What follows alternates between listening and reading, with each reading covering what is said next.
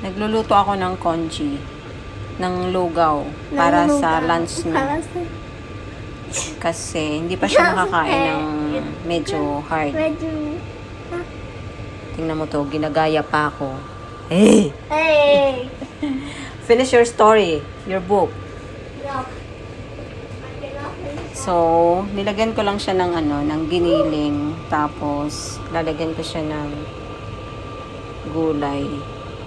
Green vegetable. Pagkain niya lang yan ngayong lunch.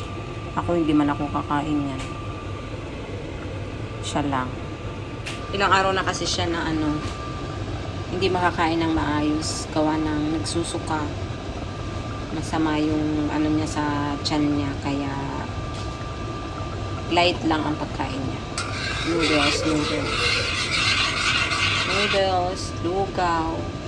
Ganun.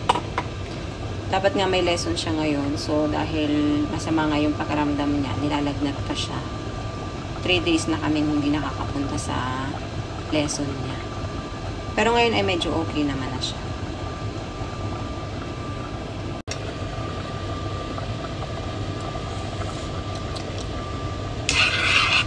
Okay naman.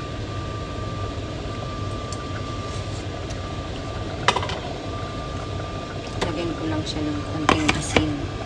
Kasi matabang na ba? Hindi sila alam mo mga Chinese, hindi sila naglalagay ng asin sa lugaw. Gusto talaga nila yung wala lang, yung walang lasa talaga. Kaya lang, ako nilalagay ng asin. Kinakain naman nila. So, sarap kaya kung may asin. Lugaw na nga lang, hindi mo pa lasahan, di ba?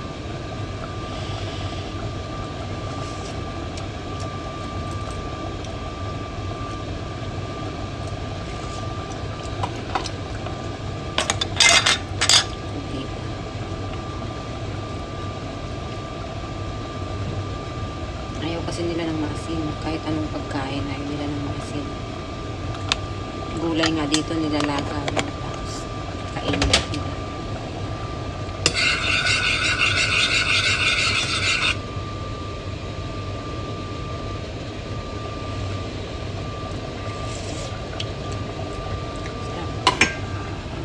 Lalagay ko na to kasi luto naman na.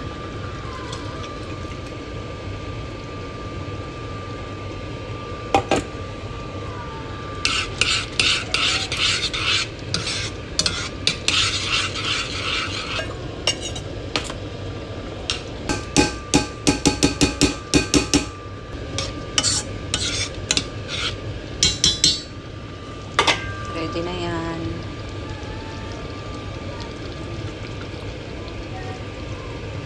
Yung matitira niyan, kakainin nila mamayang gabi. Yan na lang ipapakain ko sa kanila. Tapos magluto lang ako ng noodles. Ilang gabi na rin na puro noodles ang hapunan nila. Gawa nga ng hindi nga makakain ng ibang hard na pagkain sila. Kaya kainin nila itira niya. Lugaw.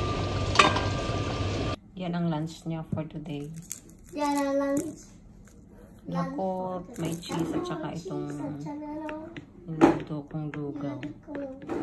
Tinan mo yan, ginagaya pa ako. Can you sing bahay ko po? Okay. Oh, you see, try. Bahay.